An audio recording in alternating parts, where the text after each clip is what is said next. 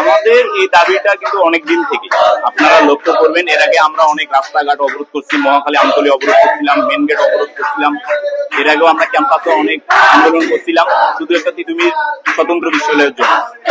আমাদের এক সময় ঢাকা বিশ্ববিদ্যালয় অধিভুক্ত ছিল 7 কলেজ, কিন্তু আমরা এর আগে বিরোধিতা করছিলাম যে ঢাকা কেন্দ্রীয় বিশ্ববিদ্যালয় নামে যে বিশ্ববিদ্যালয়টা হবে সেখানে তিতুমিরকে কোনোভাবেই যেন যুক্ত না করা হয়। বর্তমান যে আপনারা দেখছেন সামনে 24-25 সেশনের ভর্তি কার্যক্রম ঢাকা কেন্দ্রীয় বিশ্ববিদ্যালয়ের আন্ডারে হবে। আমরা ওখান থেকে সরে তো এর আগেও বলছিলাম যে আমরা কেন্দ্রীয় বিশ্ববিদ্যালয়ের আন্ডারে যাবোই না, আমরা আলাদা একটা স্বতন্ত্র বিশ্ববিদ্যালয় চাই। এই জন্য আমরা বর্তমান অধ্যক্ষ তিতুমির কলেজের অধ্যক্ষর অবস্থান কর্মসূচি নিয়েছি অধ্যক্ষর সামনে।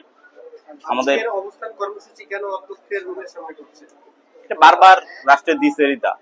আমরা চাই যে অধ্যক্ষ এটা সরাসরি জোরালো ভাবে জানাক যে আমাদের স্টুডেন্টরা একটা তিতুমির আলাদা স্বতন্ত্র কাঠামো চাচ্ছে।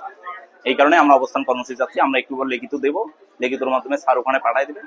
তারপর সিদ্ধান্ত যদি আমাদের পক্ষে না আসে তাহলে আমরা পরবর্তীতে আবার আন্দোলন জোরালো। আগামী 24 ঘন্টার ভিতরে যদি আমাদের রাষ্ট্রপক্ষ থেকে যদি ইতিবাচক আশ্বাস না দেওয়া হয় তাহলে পুনরায় আমরা সেই আবার অবরোধ কর্মসূচি যাতে পেতে হবে। আমরা রাষ্ট্রপক্ষের কাছে অনুরোধ জানাই, আমরা জনসাধারণকে ভোগান্তি চাই না, আমরা জনগণের দুর্ভোগ চাই না।